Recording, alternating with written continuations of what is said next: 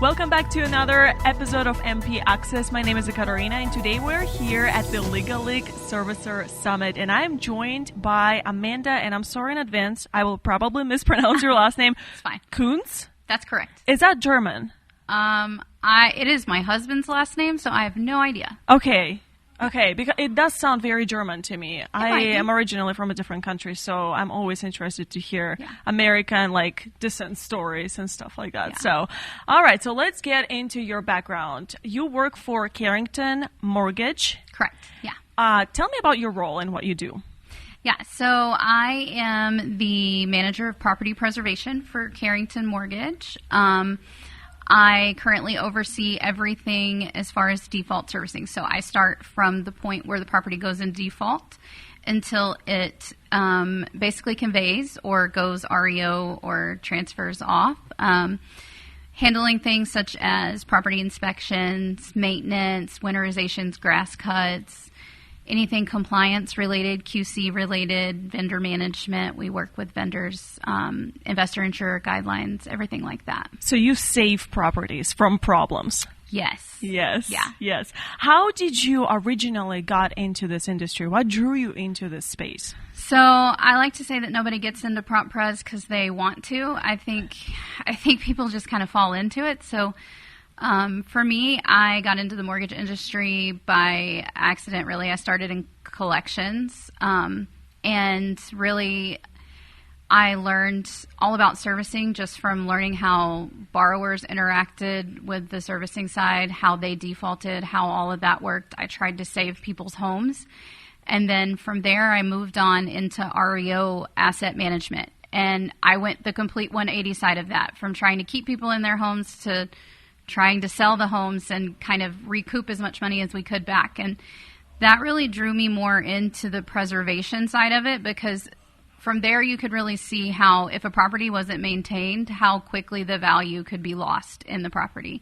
And so I've been in property preservation for the last 15 years, and it's fast paced. Nothing is ever the same. No two properties are the same, and it's like every day is completely different. You're never going to see the same thing every day. So I like the challenge of that. Mm-hmm, mm-hmm. So as someone who lives and breathes property preservation, can you explain to me why is it so important?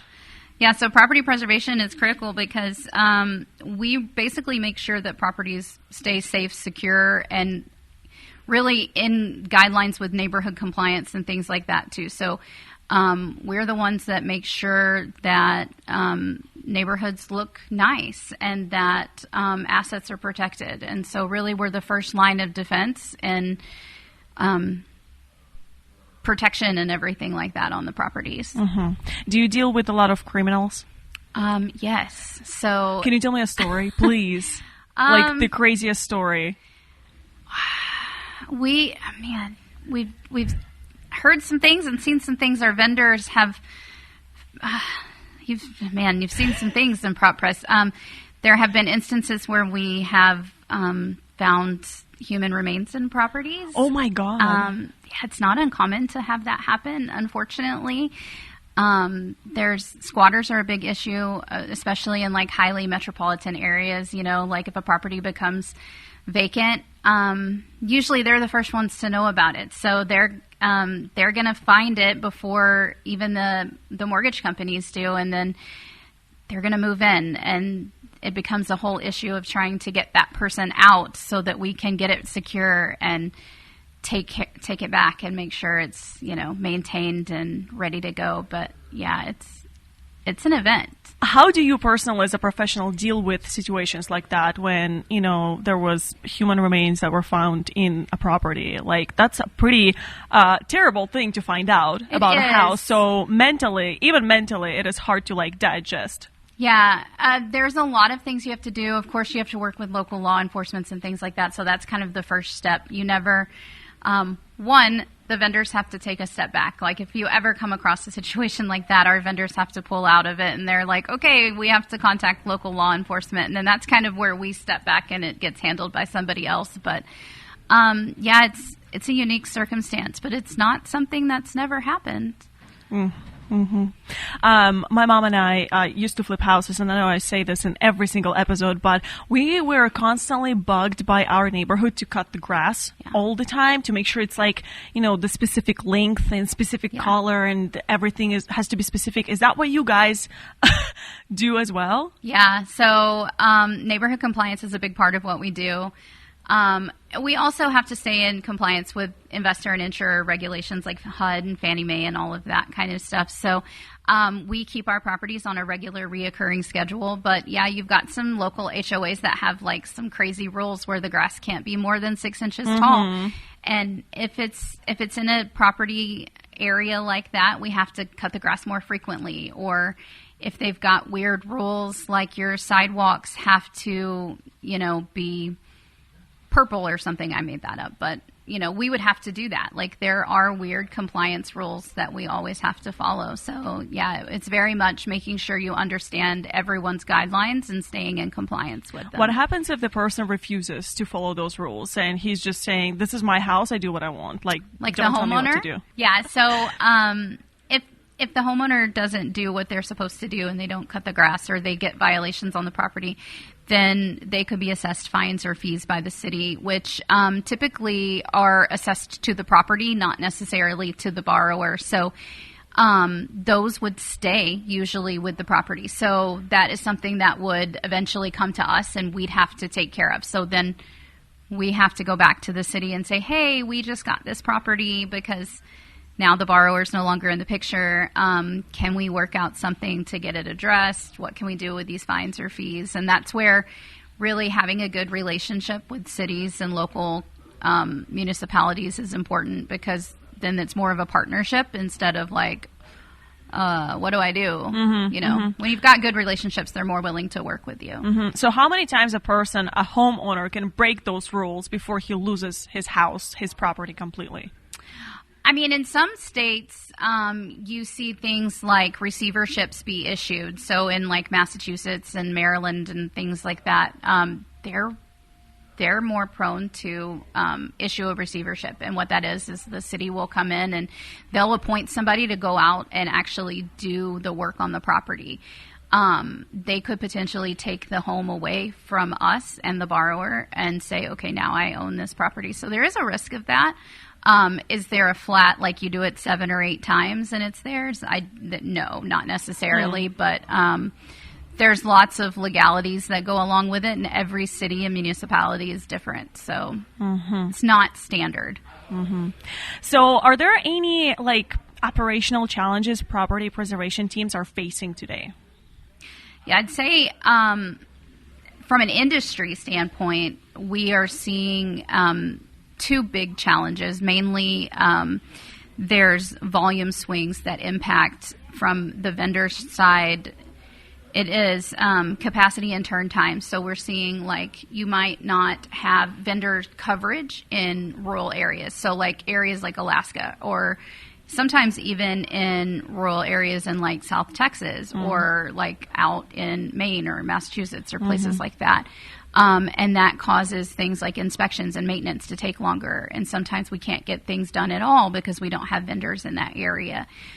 So that's a challenge. And then in addition to that, just like everything else, the rising cost is a challenge across the industry. We have a set cost that's allotted to us. It's called allowables from our investors and insurers. And so with all of the costs, our vendors are having a hard time getting work completed within those allowables. And so those are probably the 2 main challenges that we face. What is something about your job that people would never expect? I mean, I think that people think prop pres is a lot of cleaning toilets and cutting grass. And there's a lot more that goes into it. It's really about bringing the community back as a whole, right? So what we're trying to do is keep the property safe, keep it secure, make it more presentable, and then holistically get everybody back to where it's up to standard and everything is good. What are some of the biggest risks servicers face if property preservation process are not handled correctly? Yeah, so I would say some of the biggest risks are going to be property damages. So if we don't get into the properties early on, let's say we don't get in early and there's a roof leak. If you don't catch it, it's going to continue to get worse. And that little leak is going to turn into a major problem. Then you're going to have mold in the house, which is going to cause hundreds or thousands of dollars worth of damages. So major problems can happen if you don't catch damages early. So besides, catching damages early on, what's the biggest mistake people make with property maintenance? Probably the biggest mistake you can make when it comes to property maintenance is like not fully completing the work. So like getting a job partially completed and thinking that you're fully done, such as maybe partially completing a mold repair, partially addressing an issue in a basement or something like that would cause a damage to return or come back and further worsen the condition. That's probably the most common mistake that we would see that could cause more damage. Is that a shade to flippers and investors? Well, it could be because, I think in general, people have seen flippers and investors, speaking holistically, sometimes do some cut corner work to get things done cheaper. So, yeah, maybe. What about AI? How has technology, now everybody on our podcast is talking about that AI, to some people is a good thing, to some people it's a bad thing. How do you feel about AI evolving the property preservation space? Yes, I think AI is important in prop pres because we're seeing it a lot, especially in like our mobile devices that our vendors are using for their inspections. So now vendors can go out to properties and they can snap photos and submit their results on site. They can submit bids from their photos on site. They have things like instant photo tagging and geolocations and things like that. And that's been super helpful to get results in really quickly. So that's probably been a big thing for us. And what are some best practices servicing organizations should adopt when working with preservation vendors? So I think best practice-wise, the big thing is communication, just making sure everybody's on the same page. You want to make sure that your expectations are clear, that everybody understands like what the scope of work is, what the requirements are, what all the guidelines are, that you've got really strong QC standards, a good open feedback loop, so that way if anyone has a question or anything, they know exactly who to come to, who their point of contact is. And just quick response times on both sides, so that way you can get questions answered quickly. Okay, so just out of my own personal curiosity, do you have a favorite client to work with? Going back to my question about, flippers and investors, maybe you kind of like, if it's a flipper, he's gonna, do like a terrible job in a house just to get it sold as soon as possible, same as investor, versus like a family who's buying their first house together. No, I wouldn't say that I have a preference overall. I think everybody is unique to their own situation. So for us, we're happy to help everyone in any situation that they have, whether that be someone who's investing, flipping, first-time home buyer. So whatever fits their needs is what we would like to have. And how do you collaborate with other workers in your industry? Because between servicers, vendors, and local authorities, you guys work together on one goal. So how do you collaborate with people? Yeah, it's kind of like working with the vendors, right? Like communication is important. You have to make sure the servicer is on the same page with the vendor and that the vendor is on the same page with the city. It is oftentimes hard to get cities to always be responsive because they've got their vendors out in the field. So their inspectors that you need to clarify what you need to get done for them are usually the guys that are the boots on the ground out in the field. So communication is key. Responsiveness is key. Making sure you're acting quickly and getting in contact with them fast. And just flexibility, being able to meet them on their time, making sure your vendors are flexible and can get out there when they need to. And then just, again, making sure everybody understands what all the expectations are. What is the best and worst part about your job? The best part is just really making sure that at the end of the day, we're doing the best thing we can for our borrowers and the communities and the servicers and getting everything safe, secure, sold. We're protecting our assets. We're protecting the communities. Like, at the end of the day, that's what we want to do. The worst thing is is probably just seeing some of the gross conditions that we see sometimes in the properties. They can be pretty gross on the inside sometimes. So what is the grossest house you have seen? Please tell me a story. I mean, we've seen some pretty bad ones. We've seen some hoarder homes where you can't even open the front door and go inside. You've seen some. Those are usually the pretty bad ones, where there's the trash that's piled up all the way to the ceilings and things like that. But it's like 1 in 100, 1 in 1,000 you'd see like that. It's not often, but yeah, you see some like that every once in a while. But when you go in a house that is in such a terrible condition, do you take like police with you, or you just go there alone? So, I mean, that is a risk that our vendors take. And I mean, it's something that they, it's a risk of their job. They typically do go in these homes by themselves without any police officers or anything like that. If it is in an area where it does seem unsafe, they do have the option to obviously contact the police to go in with them. But yeah, they usually go in by themselves. But that's so dangerous. You need to have like a pepper spray or something with you at the very least. Yeah, it can be. How do you protect yourself if you go alone in a house like that? It can be kind of a dangerous role for them, for sure. So looking ahead, what trends do you think will shape property preservation and servicing operations over the next few years? Yeah, so I think we're going to continue to see the trend with the increase in costs, unfortunately. It's a negative trend, but I think that is something we're going to continue to see. I think we're still going to continue to see the trend with capacity issues with the vendors. On the flip side of that, I think you're going to start seeing more automation of things with maybe QC processes and inspection results and things like that. So I think that's going to be helpful.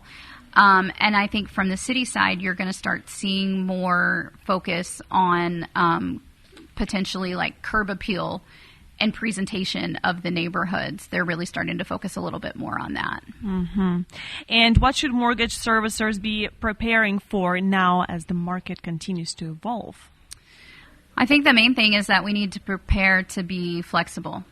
Nothing is the same. Everything's changing, so we have to be prepared to change as things continue to change. We need to make sure we have strong vendor and community relationships. And we need to make sure we've got strong workflow processes. Mm-hmm. And we are here today, as I started this episode, at the Legalic Spring Servicer Summit. How are you enjoying the event so far? It's been great so far. I've enjoyed it. What's been your favorite part? Let's see. I enjoyed, so Nolan from Carrington was here, and I enjoyed listening to him speak earlier. So lots of great networking opportunities also. Yeah. We have a happy hour and a reception coming up here soon also. I enjoy that. So make sure you stay for that, for some snacks and drinks. Yeah. And just looking ahead for maybe other people who are just starting their career in property preservation, what advice would you give them? I mean, I would say with Prop Pres, it's always an adventure. So never a dull moment. You got to stick with it and be flexible. Be prepared to solve problems. It's always about problem solving. How do you see a problem? How can we fix it? What can we do to make it better? Like that's the main thing. Very well said. Thank you so much, yeah, Amanda, for your time and for joining us on our Spring Servicer Summit this year. We hope you'll come back again next year. Yeah. Thanks for listening to MP Access. Stay up to date with daily mortgage news, featured stories, and our latest episodes of the podcast at themortgagepoint.com. Don't miss out, and we'll see you next week.